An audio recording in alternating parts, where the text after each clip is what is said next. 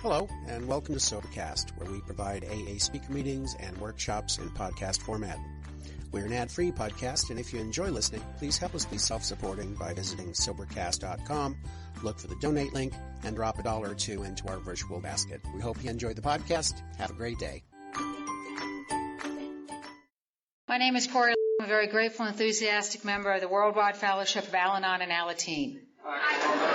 Hi, and it means something special for me to say that with all the Al-Anones here. This is the first conference I've been at where there have been a significant number of Al-Anones, and they brought a special spirit and energy to this conference. And not only that, one of them in particular I need to recognize, and that's Sutton, who saved my husband from a watery death yesterday in the boat. Poor Sutton ended up on a boat with 5 old people. Little did he know that he was going to be needed to save my husband as the boat went this way and my husband went that way. Now, my husband will tell you he hesitated just a moment before he reached out and grabbed him back in. But I do appreciate it from the bottom of my heart, Sutton, because I do love my husband dearly. I want to thank Sam for her honesty, her openness, and her willingness to share. And I'm a little embarrassed to tell you I was almost 36 when I got here. I could have been 12. I really could have. I want to thank the committee for inviting me and my husband to be here and allowing us to bring guests, Jason and Ashley. I want to thank Jason and Ashley for coming from Montgomery. They got in the car when they were asked to come, and it's meant so much to me and to Kent. My husband's over there someplace, and I'm not going to make him stand up, but he's there. I want to thank everybody who's offered to host us, even if we have not taken you up on that opportunity. That's an awful lot of generosity. And I really want to extend my thanks to the ladies of this afternoon. They know who they are. They were wonderful and generous and kind and loving to Kent and I, and we had a wonderful time with them. I want to thank particularly Ellen, who has touched more hearts than you know, without even meeting us. I think she had a little something to do with me being here, and I'm extremely grateful for that. But I'm really grateful for the time I get to spend with her because I don't see her very often being in Alabama. And I want to thank all the other speakers because and the tapers, because I am the queen of tapes. I'm from Wetunka. I'm not from Wetunka, Alabama. I am in Wetunka, Alabama at the moment, and that's where I found recovery. And I get so much from people who are willing to stand up at a podium and share openly and honestly about their experiences. It's not an easy thing to do. It's incredibly intimidating to do it at Crested Butte. I'm really nervous because I want to do a good job for Al-Anon. It is not for me, but for Al-Anon, because as a direct result of Al-Anon and Alcoholics Anonymous, I am not the woman I was when I got here on September 18th, 1998. I got here on my 2-month wedding anniversary. I had waited almost 36 years to meet and marry the perfect man. He was a raging alcoholic when I did it. But there was nothing wrong with me that his not drinking as much would not fix. I didn't even want him to quit drinking completely. I just wanted him to drink basically like me, because I wanted everybody to do everything like me. Ashley's been wearing a shirt around the condo that says, "What do you mean it's not all about me?" I want that shirt. I did not grow up in an alcoholic home. To the best of my knowledge, I suspect someplace way back there may be alcoholism. I don't know. I don't care. It doesn't matter to me anymore. What I know today is that I have a spiritual illness, and it's called family disease of alcoholism. I'm going to start actually in the middle, about when I got here. So I said I got here on our 2-month wedding anniversary. I had met my husband in high school. We'd gone to high school together in Singapore. Now, if you are wondering about whether or not there's a God out there, there is no way I on my own could have met my husband in Singapore in 1987, had him track me down on the internet in 1997, and got married to him in 1998 in Alabama. There's no way I could have made that happen. I will tell you that when we were in high school together, we did not date. Turns out I don't know how to date. I'm instantly in love. I love you. I love you. I love you. That's me. That's me dating. I'm attractive, aren't I? And you wonder why I ended up with an alcoholic. I can tell you why I ended up with an alcoholic. It's why I ended up with anybody, because he needed me. I love that. Don't tell me you love me. I can make that happen later. You must need me, because if you need me, you won't leave me. That's my motto. That's a slogan I brought into the program. Fabulous. It's tough living with somebody like me. But we met in high school in 1979 is when we met in high school. And I came into the high school, and my senior year, I'd come from the Philippines.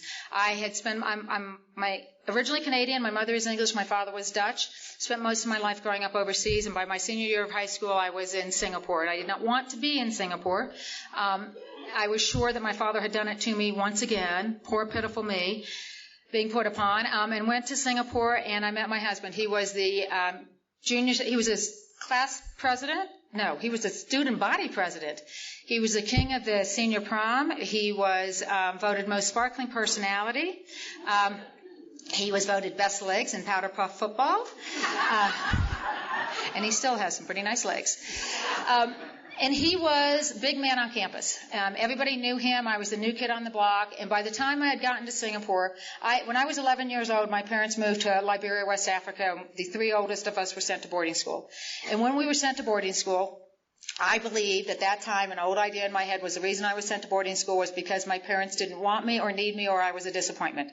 Nobody ever said that. That was what I call information from nowhere. It lands here, it becomes fact for me, and then I act upon it as if it was real.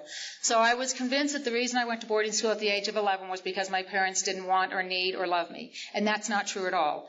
And what I know today is I can't change any of the events of my past, but what I can do is I can change how I look at them. Al-Anon has given me a way to change my perspective. And I'm so grateful for that, because I know today how difficult it must have been for my parents to send their three oldest children thousands of miles away to a boarding school in a foreign country. I didn't see it that way. But what happened to me at the boarding school, I'm just going to be real brief about this, is I wanted to fit in. I've heard alcoholics talk about, never fitting in. Jeff did a great job of describing it last night about being goofy. I relate completely to that, even though I am not alcoholic. Now, I will say the program indicated at one point I was. I don't know if they know something I don't. But I'm not alcoholic. But I never felt like I fit in. I was a goofy kid. I like to match plaids, different color plaids. I had no fashion sense whatsoever. I wore glasses. I wore them over my hair because I thought that looked cool. I was a mess. I was an absolute mess. But I'm 11 years old. I'm the youngest kid on this campus, and I want to fit in. So the way I know to fit in is I will be whoever you want me to be. I'll do whatever you want me to do. I'll say whatever you want me to say. I was 11 when I had my first drink. It was Dutch gin. I've never drank it since. It was the most nasty stuff in the world. That's how I know I'm not alcoholic. But what I did was that as I took that lesson, I filed it away in the back of my head, and I carried that lesson with me until I came into Al-Anon, that I need to be who you need me to be so that I can be okay. And when I got to Singapore, I'd be who you wanted me to be. I was on the student body. I was class representative or something, and when Kent and I were getting married and we were going through the yearbook, he looked at the picture. He said, "Wow, I had no idea you were on the student body. I stood right behind you in the picture. How did you not know I was there?" But didn't know I was dealing with alcoholism. But anyway, so Ken and I had gone to high school together. I picked a college to come back to in Maine because I thought it looked pretty in the pictures, and it did look pretty in the pictures. But when I went to school in Maine, I didn't feel like I fit in there because I was a world traveler, of course, don't you know? And I had a fake ID that said I was 23. I looked 14. But it said I was 23, and all the boys on the dorm room floor loved me because I had the fake ID. I was the room that had the balcony, and when you're in Maine, if you break open the windows, you can put a keg of beer on my balcony, and all the football players will come to my room just to see me, or so I thought. I was popular. I was popular because I had the access to alcohol. I didn't know that then. I didn't know any of that until I got here. But what ended up happening was I met my first him. He was a year older than me. He drank every night, and I thought that was sophisticated. I thought that meant he was mature, and all these other people who were drinking and throwing up, that was just so immature.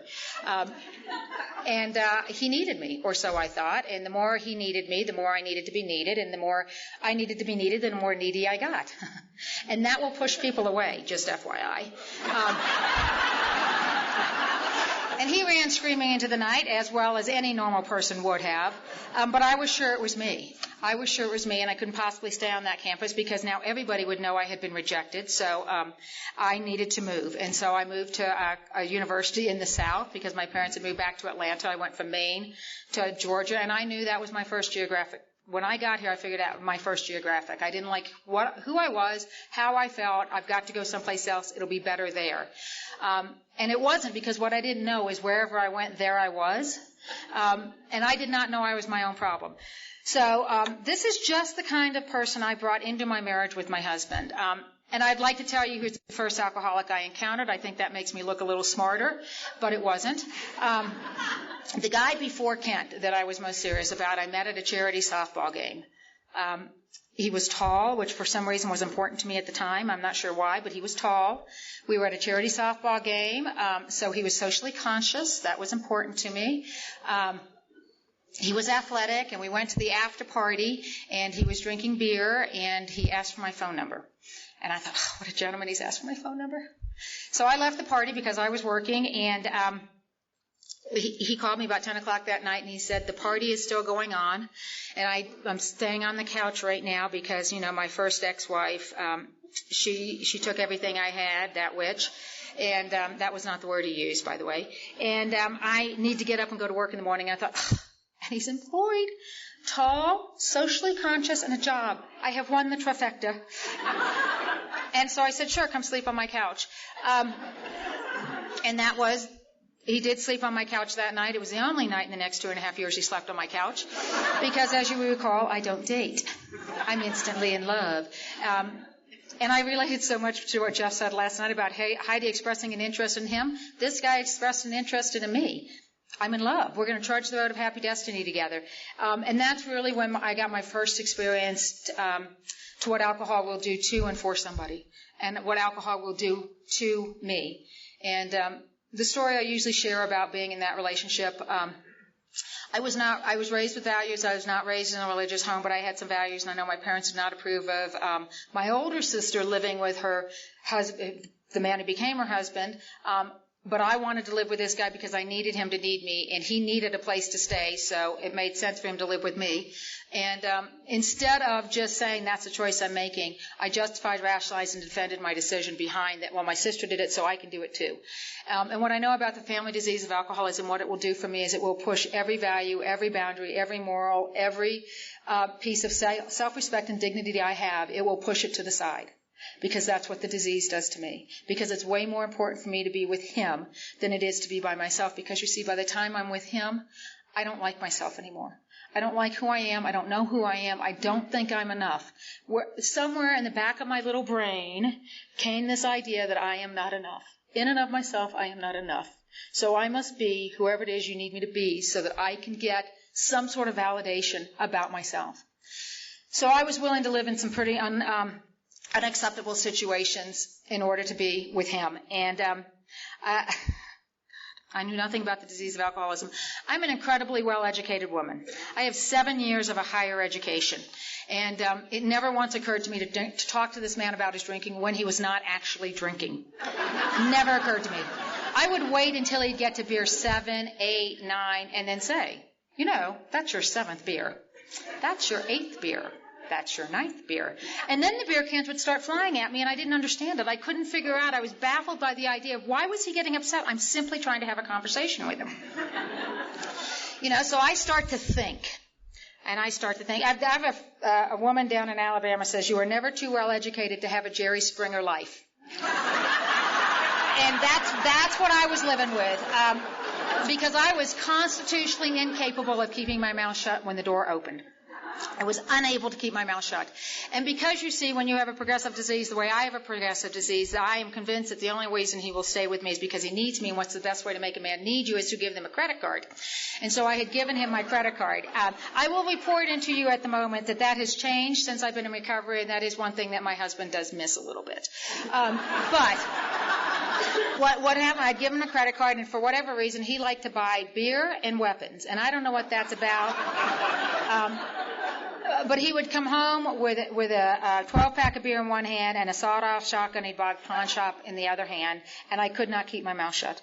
And I'd start yapping, yap, yap, yap, yap, yap, yap, yap. And on this particular day, he'd come home with the gun and the beer, and he locked himself in the bathroom, and I was on one side of the bathroom door, and he was on the other side of the door, and he started saying, I'll just kill myself. I'll just kill myself. That'll make you happy, won't it? If I just shoot myself, I'm just sitting here and shoot myself. And I'd like to tell you that the reason I stood on the outside of that bathroom door for an hour and a half, and I talked him out of that bathroom, was because I loved him so deeply, I did not want him to die. And I would have told you that's what the truth was when I got here. But the truth is, having done the inventory work, having worked with a sponsor who knows everything about me, the truth of the matter is, I talked him out of that bathroom because what would you think of me, that he would rather be dead than to be with me? And that was the thought, was he cannot possibly kill himself. People will think he killed himself because of me. That's how selfish and self-centered I am, and I would not have told you that when I got here.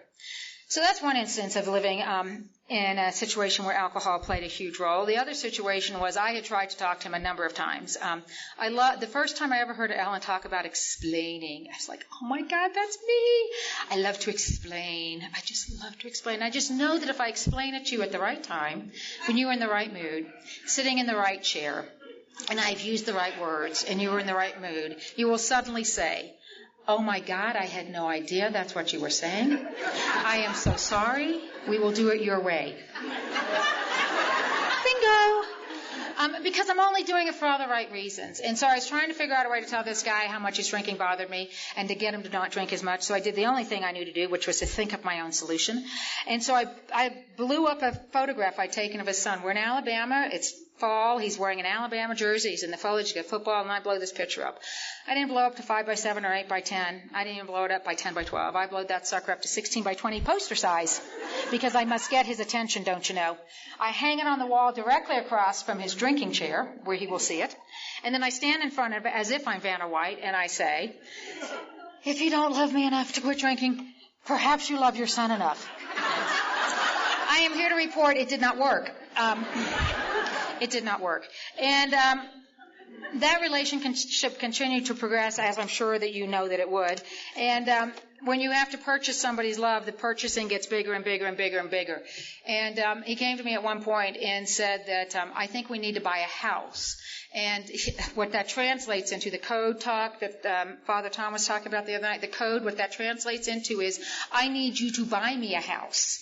And if he'd picked any other house beside the house next to his parents, you might have a different speaker. But he picked the house next to his parents, and I said, I'm not buying that house. And we got in a fight, and he took off, and I sat up all night doing what we do, calling him on the cell phone 432 times, and he did what they do, which is not answer the cell phone. Every time you call, turn it off. And he came in the next morning, and he said, I need space and time. I said, take all the space and time you want, I'm done. And I would like to report again that decision lasted for a while, and it lasted about 24 hours, and then I became a stalker, which is quite a skill. And what I know today is he met somebody else that night, and what I know today is that we were on the way to somebody's bottom, his or mine, and so he left me for this other person, and what my brain said was, you are not enough. And so by the time Kent came into my life, he found me on the Internet on February 1st, 1997. I remembered being in high school with him. I remembered, this young man full of potential. I remembered just a funny guy. And he emailed me. He found me on the high school bulletin board, and he emailed me, and I emailed him back, and then he emailed me again, and I said, forget this. Call me. And I typed my phone number in, and I'd had surgery on a cyst on my wrist, and I typed it in incorrectly. So this is another instance I know God showed up in my life without me knowing it. Ken spent an hour and a half on the phone punching numbers into the phone, trying to figure out where I was. He didn't know my last name, didn't know if I was married, didn't know where I was living. And at 9 o'clock on February 1st, 1997, my husband got me on the phone, and the first phone call was 11 and a half hours long. Yeah, all that groaning was the men. And I know today that what I heard on the phone, Ken would go, I'd go blah, blah, blah, and he'd go, just so that I would know that he was still there on the phone. And at some point during the course of this conversation, I said to him, I want a man who doesn't drink. And he said, I don't drink much. Well, how much is much? And he said, 5 or 6 beers a week is what I think he said. And, well, we all know beer is not drinking. That's not alcohol. You can't possibly be an alcoholic if you drink beer. Now, this is where that strange blank mental spot that they talk about occurs in Al-Anons as well. The only thing the other guy drank was Budweiser. That's the only thing he drank. But now Kent's saying I only drink 5 or 6 beers. And I think, well, that can't possibly, that's not drinking, really. Not even alcohol. Great. And then somewhere else in the middle of the conversation, I had no self-esteem whatsoever. I had no sense of self-worth. I said, yeah, but do you want me? And he said, yeah, I'm in love. And I really was. I hung that phone up, called my best girlfriend. I said, this is the man I'm going to marry. We hadn't talked about it.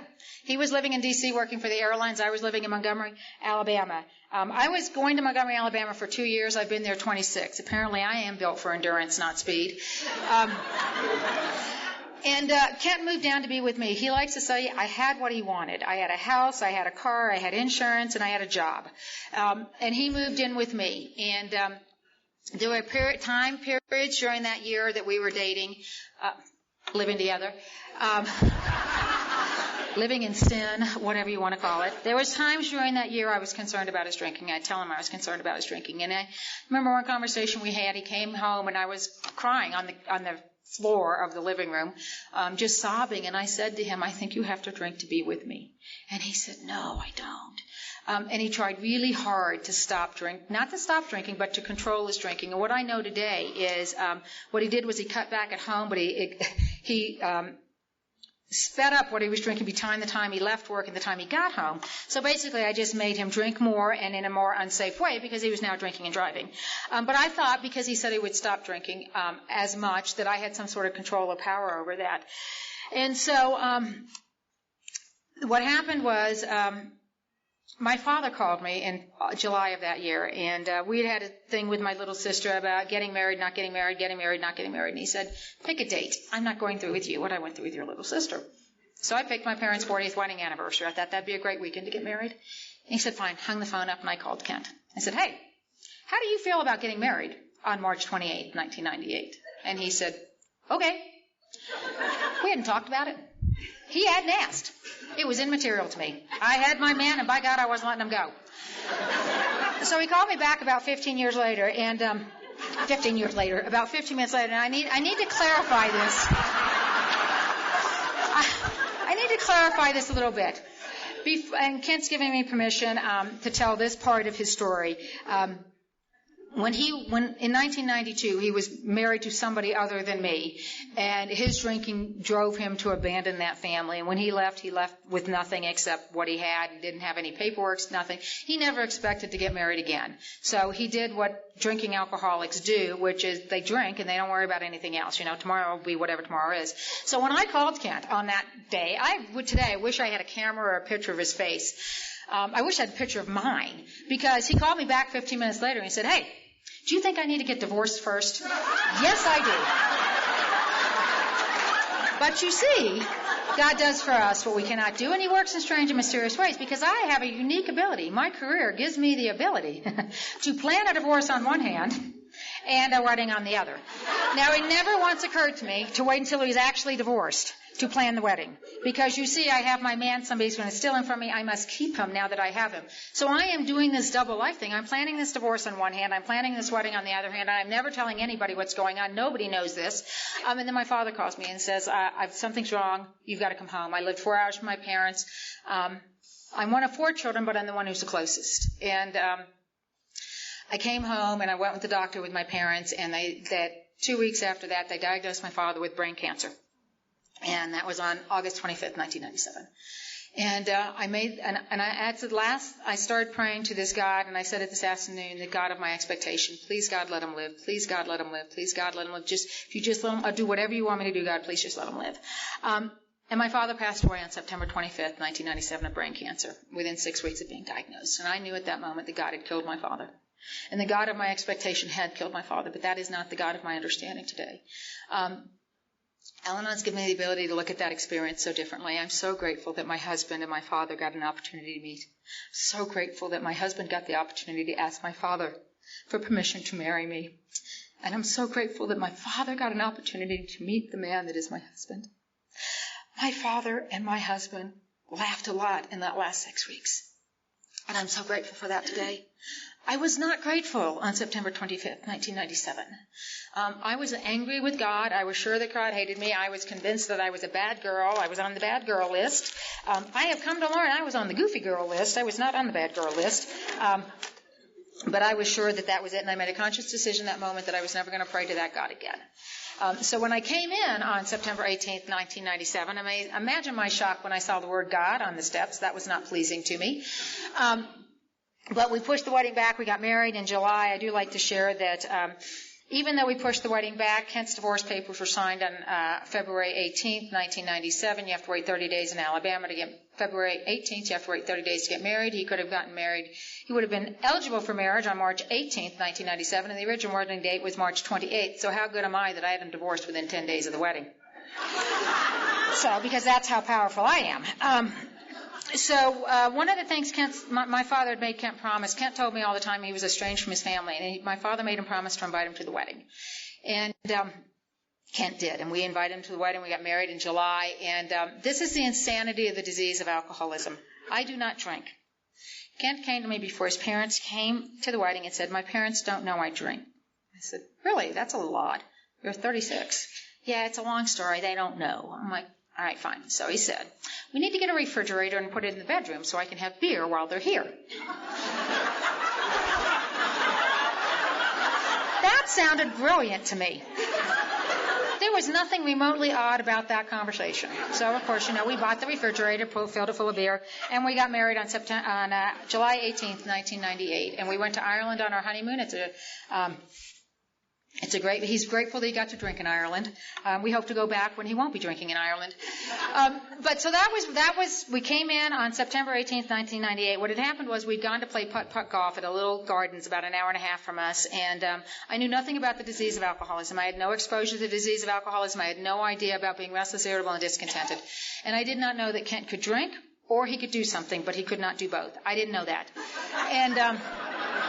And so I wanted to go play putt-putt, and God loved Kent, he loved me, and he was willing to go. And so we drove an hour and a half to go play putt-putt. We were not there 5 minutes, and the only way I can describe his conduct and his behavior and his attitude, and I apologize to the young people in the room, he was pissy. I mean, he was just pissy. And I don't know where this came from, but I said, "Do we need to leave?" And he said, "Yes, we do." And so we got in the car, and this just came out, and I said, "Do we need to buy you beer before we go home?" Woo, baby, if he was cranky before, I mean, it was just like this whole different person had appeared. No! And I was like, oh, I'd never seen that before. And so I do what I know to do, which is nothing, say nothing, say nothing, say nothing. Peace at any price, peace at any price. We didn't speak for the next day. The whole day we didn't speak. And the next morning we pretended as if nothing had happened. Because I don't like conflict. I will, I want the rough road smooth. Whatever you need me to do to make things okay, I'm okay with that. And that was on a Saturday. The next Thursday, I had a professional obligation to go to, and we got in an argument again. And we rarely argue. We didn't argue when he was drinking. We rarely argue now. We argue more now that he's not drinking, because when he was drinking, he was comatose. I thought he was just agreeing with me. That's what I thought. So what ended up happening was I went to this professional obligation, and we got in an argument before I left. And when I got home, when I was on the way home, I heard a voice in my head, as clear as a bell, said, "You need to go to Al-Anon." I had no idea what Al-Anon was. I completely disregarded that voice. Walked in the house. Kent was in bed, and he said, "I can't quit drinking without help." And I said, "Yes, let me help. I'm really good at helping." And so I jumped up out of the bed. I got the Blue Cross Blue Shield provider book. I got all the information because I have it all filed. I'm very organized. I knew exactly what we needed to do. And by God, at 8 o'clock the next morning, we were at mental health. And the woman took one look at me and she said, "Do you have insurance?" "Yes, I have Blue Cross Blue Shield." "Go to the treatment center." "Don't come here, go to the treatment center." And we took him to treatment. We took him to the University of Meadhaven is what we call it. And this is the first resentment I can identify. We walked in that treatment center, and there was an intake nurse there who I thought was incredibly rude to me. First, she was large, and she scared me. And we sat, and I didn't know anything about treatment. I had no idea what we were doing there. It never occurred to me they were actually going to keep him. That thought never crossed my mind. I don't know what I thought they were going to do. Be a good boy and quit drinking. I don't know. So we sat down in the office of the intake nurse, and she said name, and he gave his name, and I gave his name. Birthday. So you are much quicker than I am. He gave his birthday, I gave his birthday. How much do you drink a night? I said 8 beers a night, he said 18 beers a night. And before I could whip around on him and say 18 beers a night, the intake nurse looked at me and she said, "What are you, his mother?" And I was insulted. I was absolutely offended. Now, I thought she was accusing me of looking old and bad. That's what I thought she was accusing me of. And I'm a newlywed. I know today I looked old and bad. But I was newlywed and I was offended. And then she immediately escorted me out of her office and said, you need to go to the family counselor. And that family counselor took one look at me and she said, if you love him, you will go to Al-Anon. And I thought, how dare you suggest I don't love him? I've just married him, for God's sakes. Of course I will go to Al-Anon. So the idea of coming for all the right reasons, I did not come for all the right reasons. I didn't come for any right reason. I came because I was offended and insulted by these people at this treatment center who had no idea who I was. By God, I was going to show them who I was, who they were dealing with. And it turns out part of the disease of alcoholism affects my hearing. I don't always hear what's said. I oftentimes hear things that are not said. And so what happened was the family counselor, who is an active member of Al-Anon, is a member of one of the groups in Montgomery now and has been a long-time member of Al-Anon. She said to me, or this is what I heard her say, if you love him, you will go to Al-Anon. And I thought she said, and you won't be able to see him at treatment center, family group, or whatever it was tomorrow if you don't go. Fine, I will go to Al-Anon. But you see, I can't show up someplace where I don't know anything about it, so I have to go down the computer and start finding out what exactly is Al-Anon, because I cannot have you think I don't know what's going on. I will tell this one story on myself. I am very good at convincing you I know what I'm talking about, even if I have no clue what's going on. Yes, I know. You refer to that as lying. I refer to that as creative argument, whatever. But I would just make pronouncements. You know, my father used to say, if you cannot dazzle them with your brilliance, baffle them with your, and you can fill in the blank. So I'd make these pronouncements about stuff. When we were actually in Holland we were less than a year in recovery, and we were at this huge flower garden, and I said to my husband, oh, look, that's a Gerber daisy. And my mother was with me and us, and my mother's English and quite the gardener, and she said, that's not a Gerber daisy. I said, it most certainly is. She said, no, it's not. There's the sign. It was not a Gerber daisy. Kemp turned around and said, oh, my God, you talk about things like you know things and you know nothing. And so from this point forward, anytime I say something, he says, is that a Gerber daisy? Possibly. Maybe. We'll see. I don't know. I'm hot. It's cold outside. I'm hot up here. So I go to Al-Anon. I got online. I found this online meeting. Thank you, God, there are online meetings, and thank God there are people who are practicing patience and tolerance, because I know I interrupted everybody because I needed my answers. And every single person on that online meeting said, get to a meeting in person. The translation said, stay out of our meeting. Go someplace where they can help you.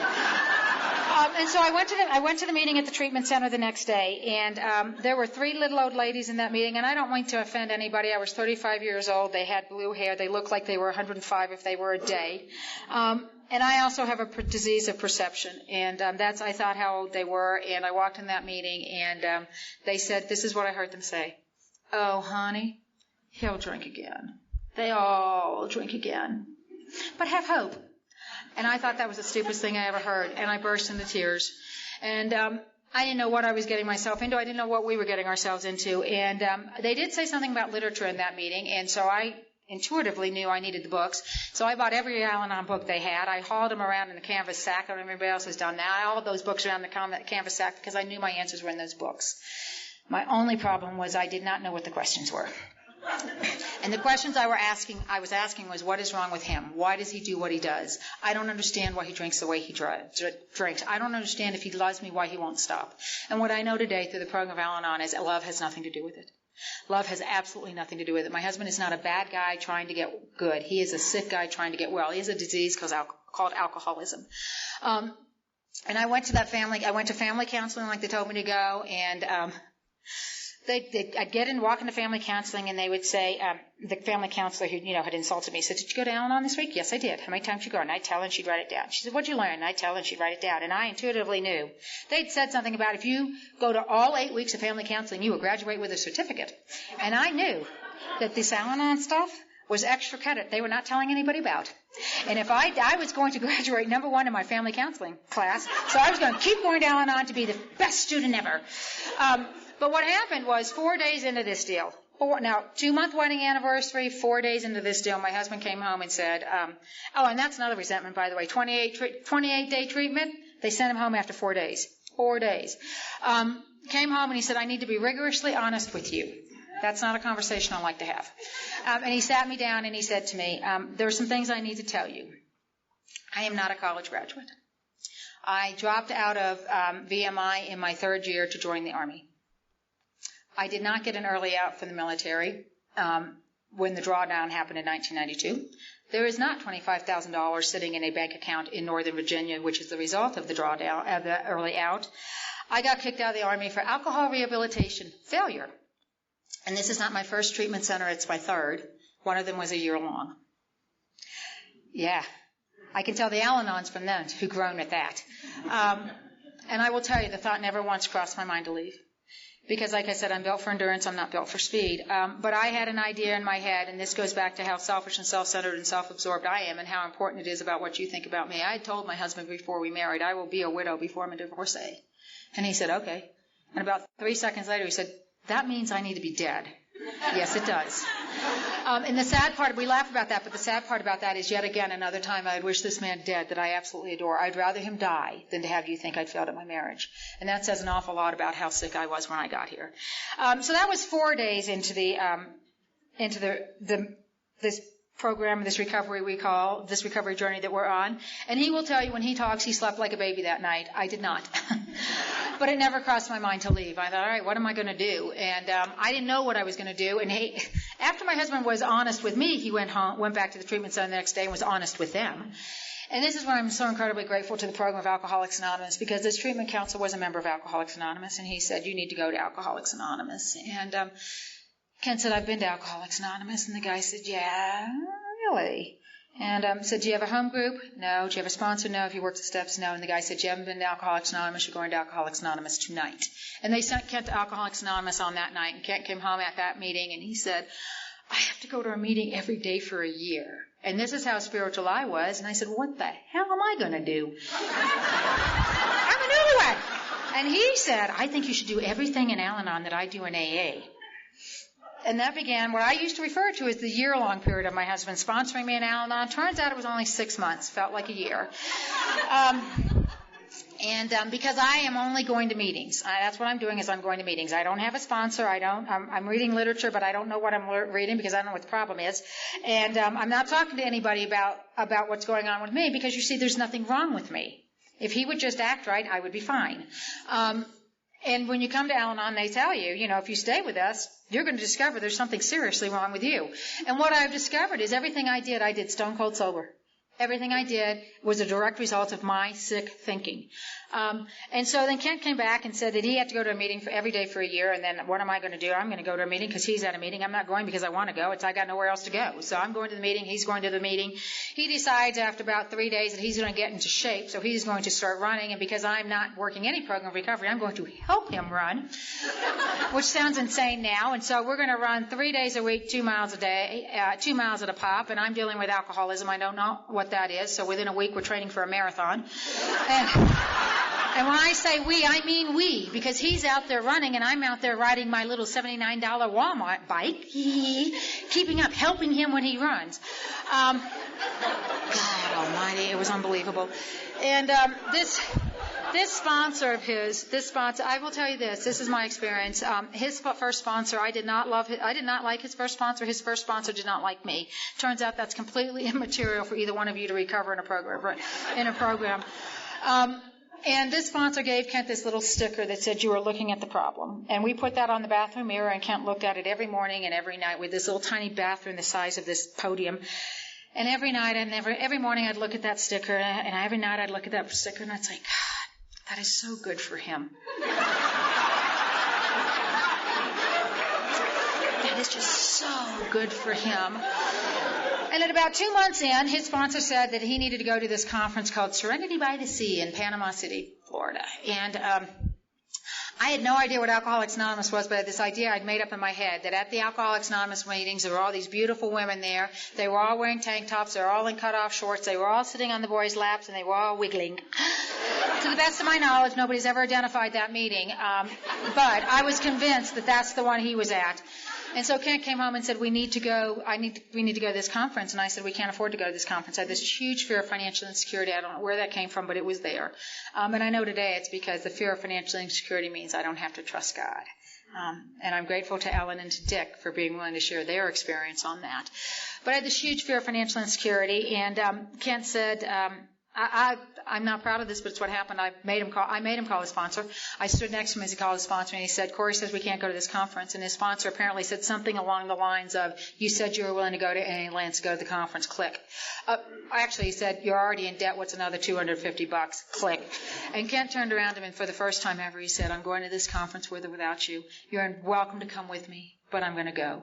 And I thought, I can't possibly send them to the beach without me. I mean, all these women were going to steal my man. Now, it was December, but I was convinced they'd be all out there in bikinis. And so we were going to go to this conference at the beach. And on the way down to this conference, Kent was working at Michael's Arts and Crafts. And we're on the way down, and he says to me in the car on the way down, I gave notice today. And I said, oh, that's nice, honey. Notice of what? And he said, I quit my job. And I thought, and this is what came out of my mouth. Wow, that sounds like a pretty big decision. I'm sure you've done what you think is right for you, but in the future, when you make huge decisions like that, I'd really appreciate it if you talk to me first. And he said, okay. Now, that is not what was going through my head. What was going through my head was, we need that measly salary. We need the pitiful salary that you bring, and we're going to debtor's prison. I know they don't have it, but they're going to reestablish one just for me. I didn't say any of that stuff. I just said that, and I don't know if he was as stunned as I was stunned that it came out of my mouth. We went down to the conference, and we got down to the conference, and I always like to share this because, the first Al-Anon speaker I ever heard was Mary Pearl.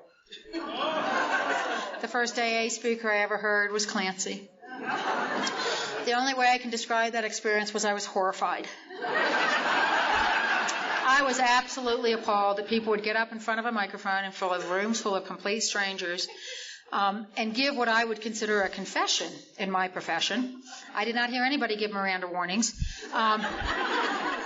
And I was just absolutely horrified by what I heard, but what got me was the laughter and the judgment, because obviously my husband and I were not near as bad as they were. And if this could work for them, then maybe, we could get a little bit better. We were not near as bad as them, so we didn't need to get as well as them. But I walked out of that meeting, and I must have had a look on my face because the taper that was back there handed me another set of CDs and said, honey, listen to her. And that's where we got hooked on CDs, and we started listening to the CDs. And I said at that time to Ken, I said, I'm never getting up behind a podium. Never say never. And here I am. But that was the beginning, because I started listening to other people talk. I remember saying in one of the groups I was at, I said, I've heard this thing about a sponsor. And one of the little old ladies at that meeting said, oh, we don't have sponsors. We just let the group sponsor you. And I thought, you are a sick bunch of people. I'm not letting you do anything near me. But I kept hearing this thing about getting a sponsor, get a sponsor, get a sponsor. So I got a sponsor. Nobody ever said anything about using a sponsor. So I had one, but I didn't know what to do with her. And the other thing that we did that was critically important to Kent and I was every Saturday night for the first year was date night. And we would go to dinner, and then we'd go to an open AA speaker meeting. And I'm so grateful for open AA speaker meetings, because that is where I learned about the disease of alcoholism. That is what I learned about the symptoms of the disease of alcoholism, and that drinking was but a symptom of it. Because I will tell you that first year of recovery was the hardest year of our life, well, the hardest year of my life. He'll tell you it was the best year of his life because he was on this pink cloud. It was awful for me, absolutely awful. Because the man I married was no longer the man I married. He suddenly started having opinions about how to spend what I considered to be my money. He started having opinions about what I considered, how to spend my vacation. He started having opinions about what to watch and what I considered to be my television. And he was voicing them out loud, which was, I thought, really inconsiderate. And it was really difficult, and I was terrified. I was convinced that he was going to, somehow meet somebody better suited for him in AA. And the only reason I got a sponsor was because I was afraid he was going to find somebody else and leave me. The only reason I worked the steps was because I was afraid he was going to outgrow me. And what happened was a woman from Oklahoma, and I know there are a lot of women here from Oklahoma, and I know there's a lot of women from Texas here. You guys have something special in recovery in Oklahoma and Texas. And this woman from Oklahoma came into our meeting on a Wednesday night, and we were sharing on the 12th step, and I hope I never forget this night. And we were going around the room. I had 6 months in, and I said, well, I haven't worked the steps yet, but I am spreading the I'm carrying the message. And we got around to her, and this is what I heard her say. Honey, you are not carrying the message. You are spreading the disease. Shut up. I know today that she did not say shut up, but that's what I heard. And I went home in tears, just boo-hooing, and Kent got very afraid. And he said, what are you going to do? And I said, I'm going to ask her to be my sponsor. Bad idea to say that out loud, because then he's just on it. He's like a dog with a bone, man. And we're doing this whole marathon training thing still, because all I'm doing is going to meetings, not working a single step.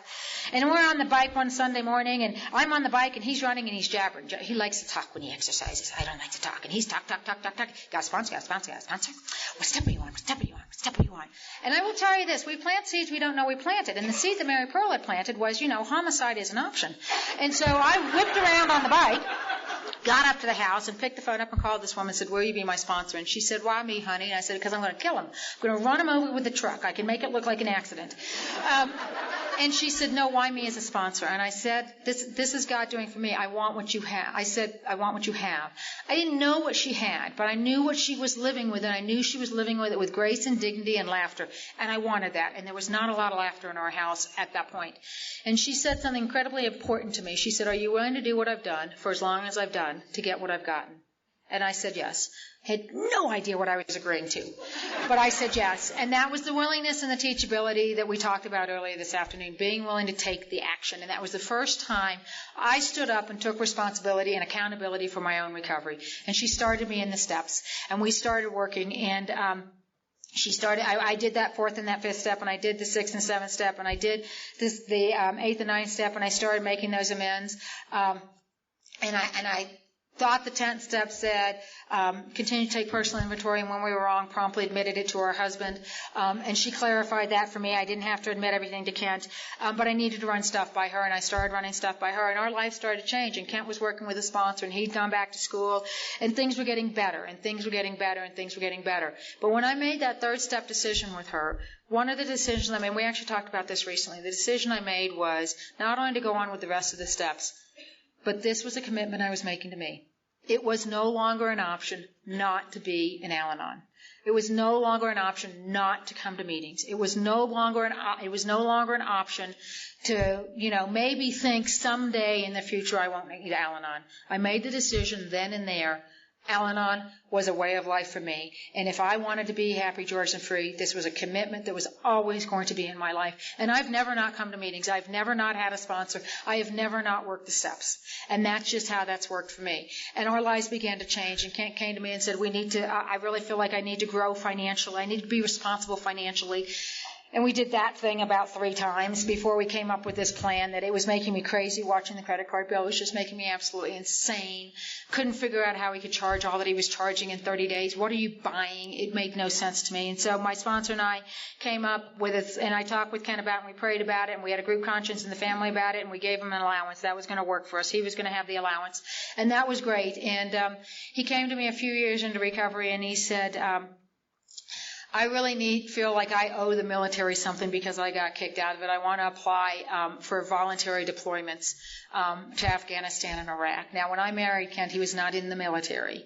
And I had enough sense at that point to say, can I pray about that? And can I, for a woman who was never going to pray, that was unusual, can I pray about that? And can I talk to my sponsor about that? And he said, yeah, I'd like you to do that.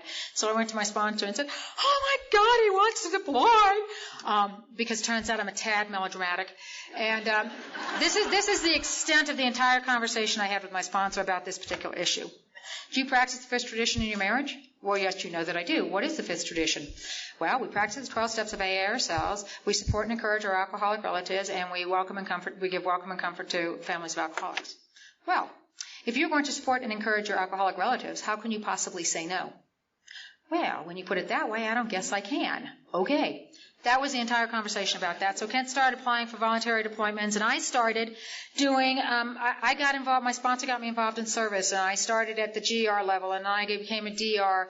I became a group representative, then I became a district representative, and Then my sponsor encouraged me to stand for an area position, and my brother-in-law that my sister had been married to was passed away unexpectedly, and I felt the need as part of the work I've been doing to be the kind of sister that I wanted to be, that I needed to go and be at the funeral. And my mother and I went to California, and it was the weekend of elections, and I said to folks at the area assembly, I'm willing to stand for any position, and I'll serve wherever you want me to serve, but I really do not want to be treasurer.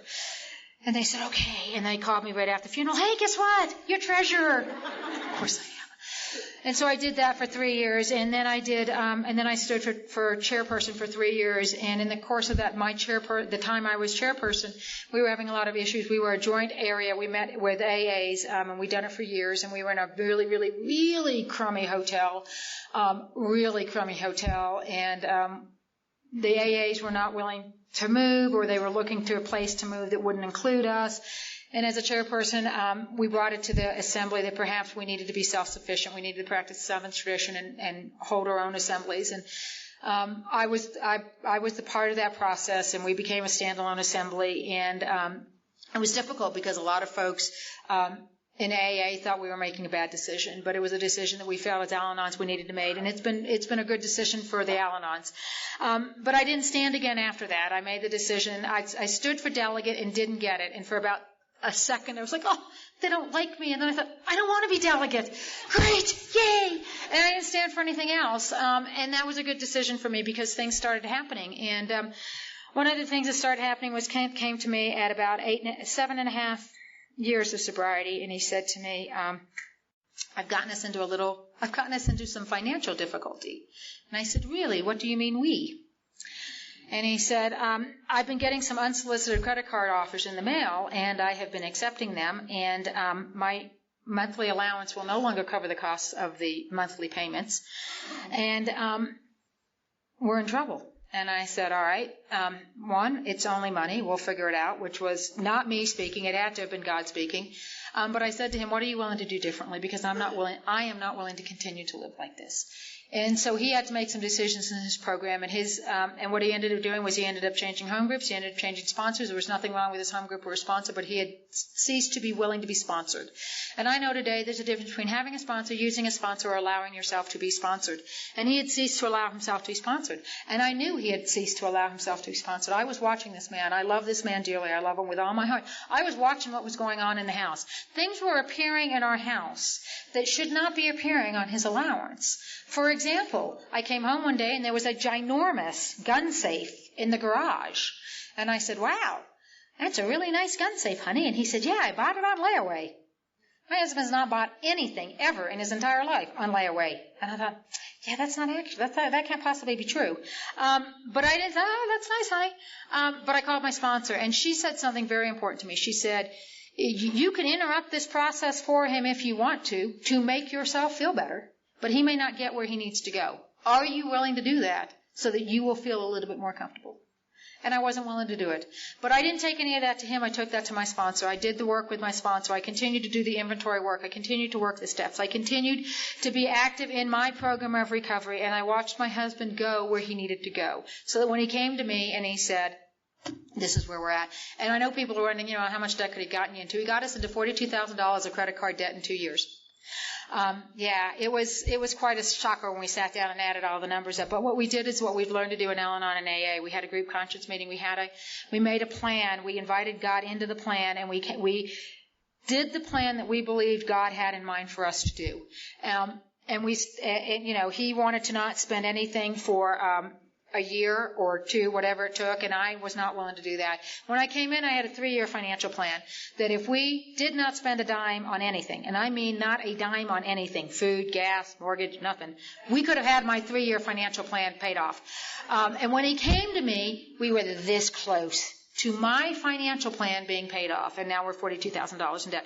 I believe that that's God doing for me what I couldn't do for myself, because it kept me on my knees. It kept me trying to draw closer to God in my understanding, saying, God, I don't know what you have in mind for me, but I'm willing to do your will. You baffle me. I don't like this, but I'm willing to do what it is you want me to do. And we started doing this, and he got a different sponsor, and his sponsor got him in the inventory work of 10 and 11. I started hearing Kent talk about the spiritual disciplines of 10 and 11, the spiritual disciplines of 10 and 11, the spiritual disciplines of 10 and 11. I'm like, what are you talking about?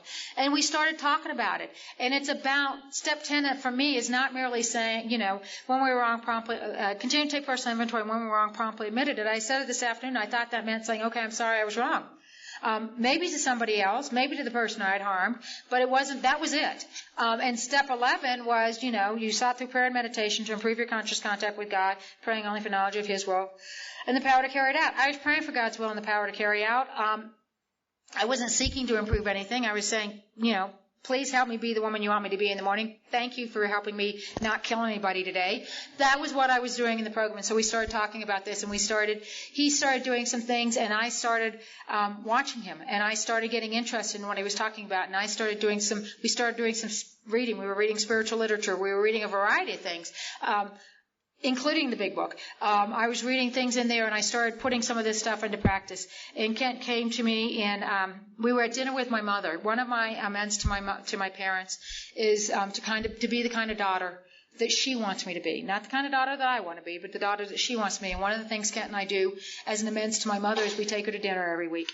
She lives directly across the street from us, and we take her to dinner every week, and we were at dinner one Wednesday afternoon. And the interesting thing is we used to take her to dinner on Sunday, and I called Kent and said, hey, let's go have dinner at this local steakhouse. And he said, sure, and he showed up with my mother, because that's the kind of man Alcoholics Anonymous has created for me. He's transformed my husband into this kind and loving and caring man. And he just saw my mom and said, hey, you want to come to dinner? And she said, yeah, she was so excited. So she came to dinner, and we're at dinner, and Kent said, I don't think I'm going to get to go. And I'm like, go where? I mean, I had let go of this so completely. I had no idea what he was talking about. So I'm not going to get to go on these deployments. And I said, really? I hadn't even realized he was deploying. He had been applying. And I said, oh, honey, I'm so sorry. I know that was important to you. Turns out I thought I just had to be willing. I didn't have to do anything. Yay, willingness. And then he called me on Monday. That was on a Wednesday. He called me on Monday afternoon at my work at 4 o'clock. And he said, hey, I'm going to Djibouti. And I said, where? He said, Djibouti, Africa. Really? For how long? He said, a year. Wow. Okay. Hung the phone up, called my sponsor, said, he's getting deployed. And she gave me she rarely gives me strict instructions, but she gave me some really strict instructions in this case. She said, you will not dump your feelings on him. You will not whine to him. You will be supportive and encouraging. You're going to practice those traditions in your marriage. You're going to see him getting excited about doing this, and you are not going to become whiny and full of self-pity. You're going to be supportive. And so I watched my husband get excited about this opportunity he was given, and I was getting scared because I was afraid of what was going to happen when he was gone.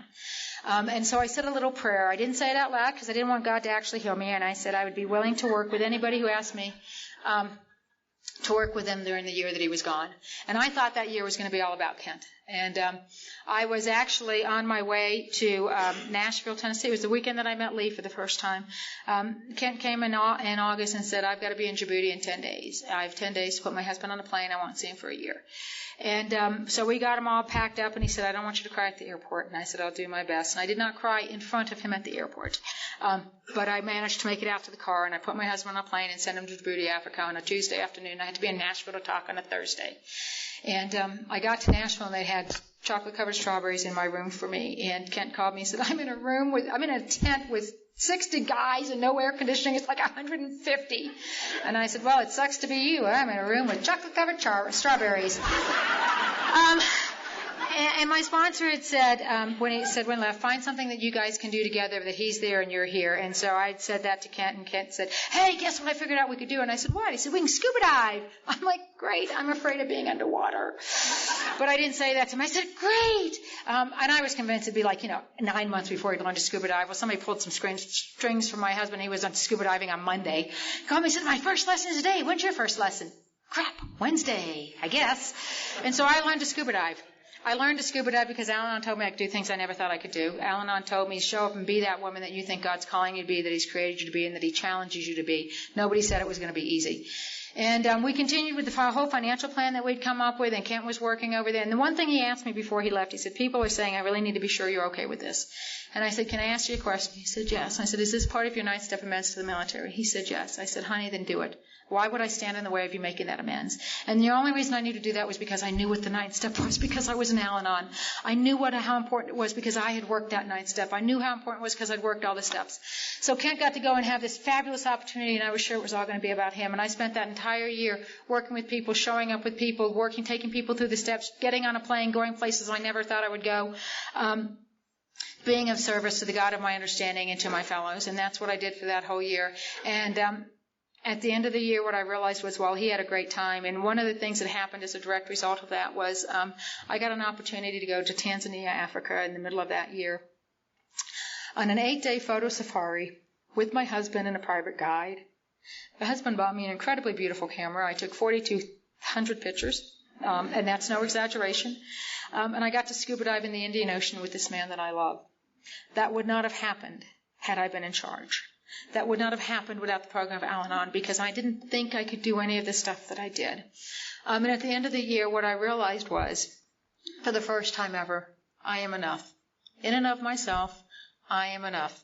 I absolutely adore my husband. I love him with every fiber of my being. But if he were to come to me tomorrow and say I need to leave, it would break my heart, but it would not destroy me. Because today I get to be married to my husband. It is a choice. I don't need to be married to my husband, and I don't have to be married to my husband. But I get to be married to my husband, and that is so different from anywhere I'd ever been before. I am married to the most incredible man, thanks to Alcoholics Anonymous. We get to do the most incredible things. Sunday morning, Ashley, Jason, Kent, and I, with no thought at all of getting acclimated, thought it'd be a great idea to go to the peak of the mountain. Ashley and Jason said, we can't get all the way up there. And we said, no, let's try it. Let's see. What the hell? And we went. And you get to the last 250 yards, and it's all rocks. And you have to climb on your hands and knees, and you have to be careful where you go. And what Kent and I have learned to do is, he is a mountain goat. I mean, he was up that thing in a shot. But what we've learned to do is he allows me to go at my own pace. And he allows me to check somebody every now and then. And we're on this path together. We're journeying side by side. Sometimes he might go here, sometimes I might go there, but we're together on the journey. We're together on the path. I have a relationship today with a God of my understanding that so far exceeds anything of my expectations. I believe that I am called to be. I believe that God is calling me to be this woman. And the question I ask myself today, every morning, is who is that woman that God is calling me to be? I look around the rooms of Al-Anon AA and I see women who've worked the steps. And they're examples to me of who is that woman I want to be. Kent's sponsor talked about the story about broken pots. And there's an old story about a tribe that carries water in broken pots. And do you know why God uses broken pots to carry the water? It's so you know it's not the pot carrying the water. You are my tribe of broken pots. You have given me a life beyond my wildest expectations. You have allowed me to become happy, joyous, and free. And if you are new tonight, I know we say keep coming back. I started saying stay. Stay with us. Stay with us long enough to develop a relationship with the God of your understanding who wants you to be happy, joyous, and free. And your life will exceed your wildest expectations just like mine. So from the bottom of my heart, I thank you so much for my life.